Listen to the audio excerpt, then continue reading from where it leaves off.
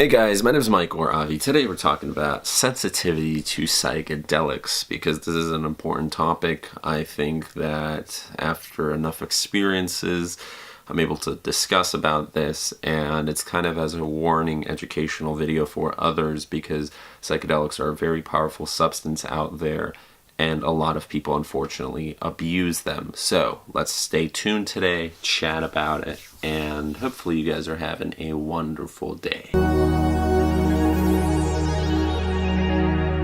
Okie dokie, so I have had experience now at this point. Currently, as I'm making this video, I have not mentioned these experiences yet, 2CB and MDA, but I will talk about them soon, so get excited for that. Anyways, so I've had experience with those, and some people may say MDA is not a psychedelic, but it definitely is from my perspective. So I've had MDA and 2CB once. I've had LSD multiple times. I've tried anything from microdoses to 400 micrograms twice. I think maybe once was even over 400 micrograms, and those were my nightmare trips. I've tried psilocybin. I've tried microdosing psilocybin, and I've tried small doses, which that also turned into like a nightmare trip. I've tried Moxie, which is there's Moxie and Foxy. Foxy's more the auditory. Moxie is 5-MeO-MIPT. And that was interesting because it was an RC that I enjoyed more than LSD. And by enjoyed, I mean it wasn't as bad of a trip as LSD. And I didn't get immediately sucked into like this, I was still sort of able to handle it, but there's still plenty of situations with Moxie that it went wrong, and I kind of was scarred. I was traumatized by LSD, by Moxie, by that one horrible psilocybin trip, and I just said, you know what, screw it. I'm not going to be dealing with this anymore, and hopefully the focus keeps intact. I'm just going to put on my glasses so I can see.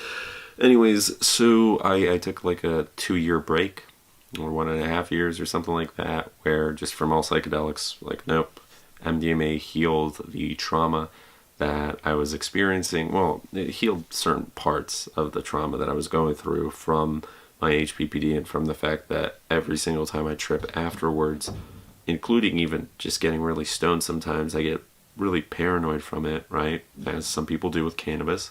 And it's like every single time I decided to trip or get way too stoned or something like that, I would get these bad thoughts, this horrible headspace, and I'd start thinking about the first time I had a trip, which earlier on this channel, a long time ago, I made a video about that it was a psychotic trip. So there's a lot of people on Reddit, a lot of these psychedelic gurus and gods, which is so stupid, and it's ironic because that's going against everything that psychedelics stand for. But anyways, so a lot of these people in the community on, for example, like the Nexus forum or on certain subreddits, they go for two things. One, it's if you're having a bad experience, you should never ever take Xanax, which by the way is so stupid. Of course, if you're having a horrible experience and it's only going to get worse from there on out, take a benzo. And even just having the benzo nearby makes you feel a little bit safer than not having any tools whatsoever to stop a bad trip.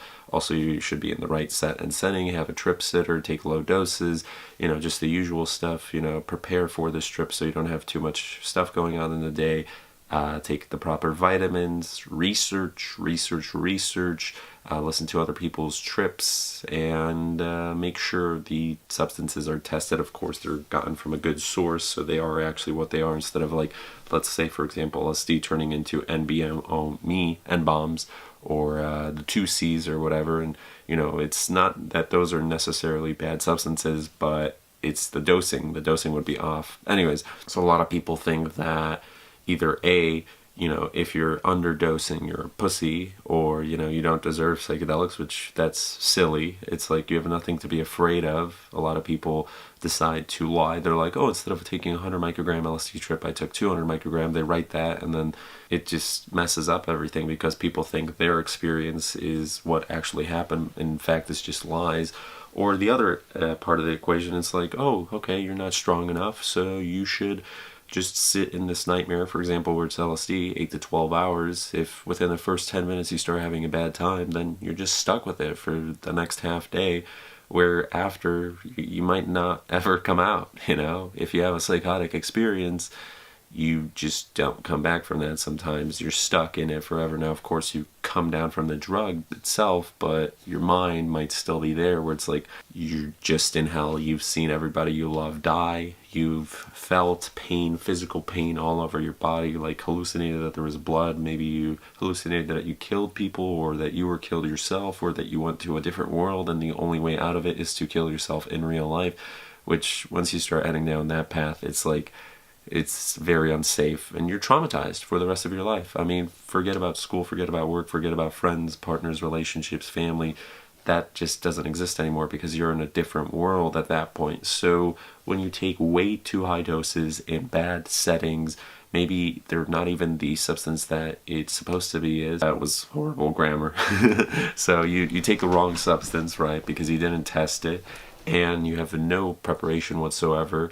Well, yeah, you could be in for one hell of a ride, which you won't ever return from sometimes. And especially if you have physical problems or mental problems, well, then this only could exaggerate the symptoms, where it emphasizes all of those things. So if you're feeling happy, great, it emphasizes that. But if you're feeling negative, if your set is horrible, where, you know, your wife just divorced with you, or the kids were taken away from you, or you were fired from your job, or all of that happened, and, you know, it's only getting worse, it's a very, very, very slim chance that the trip might turn out well. Like, it could, but most people, if everything around them is falling apart and they're in horrible headspace, well, no wonder that the experience turns out bad. And a lot of people think it's, you know, shameful to take small doses. But really, the way you should approach psychedelics is start with threshold doses. Don't even start with light doses. Start with threshold doses to make sure that your body and your mind are ready for it, and be in the right situation where you've prepared it. So the next 24 to 48 hours, you know, let's say like a Saturday would be best to trip, because you're well rested at that point. You don't have too much going on. You don't have work. You don't have school. Hopefully you did all your homework. You did everything that was supposed to be done for the weekend. You don't have too many thoughts. You don't have any plans for the rest of the night. You don't have to call any business partners. You just don't care. Like, you could sleep in if you really wanted to for the next 12 hours, right? That's the setting you should be in, and that you're comfortable with. If you just moved to a new house, or it's a friend's room that you've never been in before, you don't really trust somebody that's inside the room, that could spiral things downwards.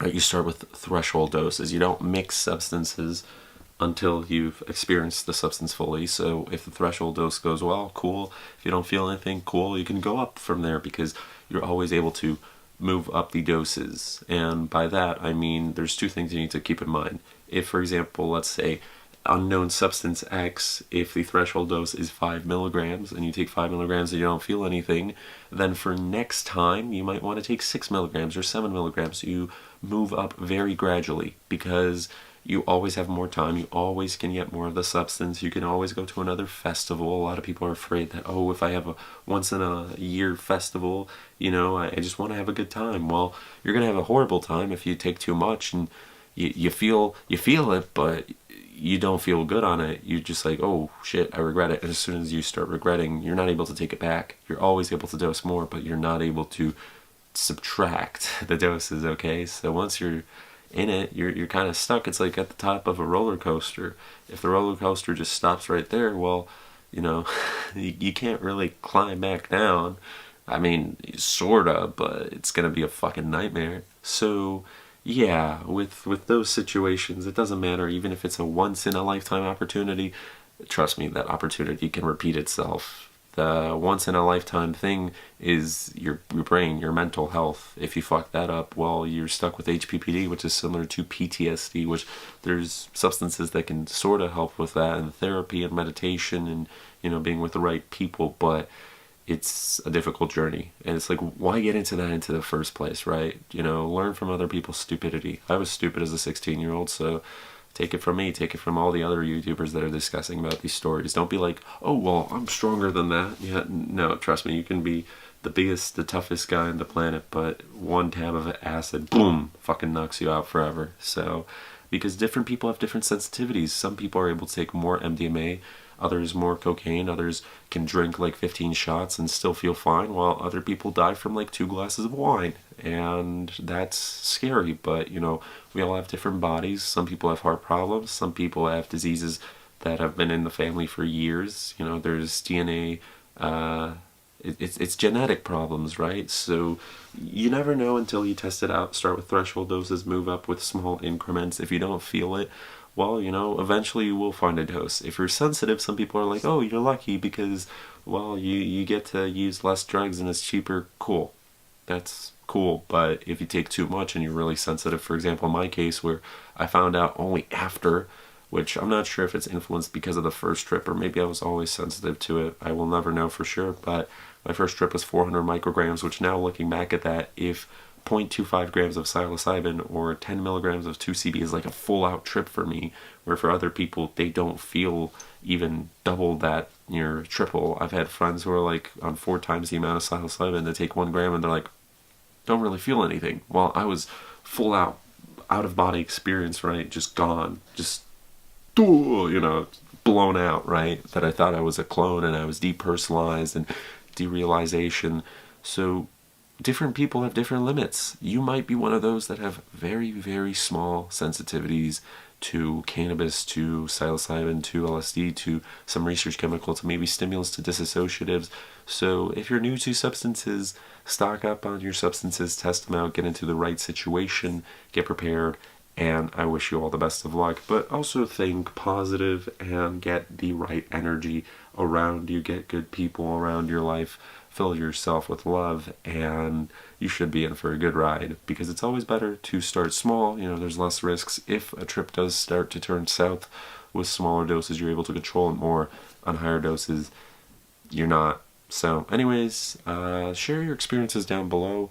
By the way, my 400 micrograms, let's say you're sensitive, some people, my 400 microgram experience might compare to other people's 1000 milligram experience. And with psychedelics, it's not like it's like 1 shot of beer, 2 shots of beer, not a shot of beer, 1 glass of beer or 1 shot of vodka suddenly doubles and you're like, oh, okay, I'm a little bit more drunk. No, it's like exponential growth. So it's interesting. But if you enjoyed this video, please leave a like, comment, subscribe, and share. My name is Mike, and we shall see you guys tomorrow. So I'm curious about your comments. I do read sometimes, so let me know.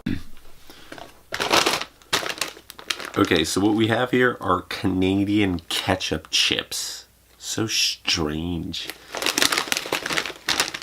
Canada's favorite potato chip brand gives you the light, crispy, deliciously fresh taste that you love. Ooh. Look at how weird this stuff is. Like, hold up, let's focus. See how fucking red that is? It's like a cherry red.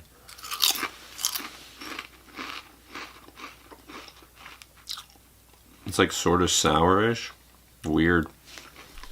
Hey guys, thanks so much for watching. If you enjoyed what you saw, check out the links in the description below. Follow me on my other social media, and we shall see you guys back tomorrow.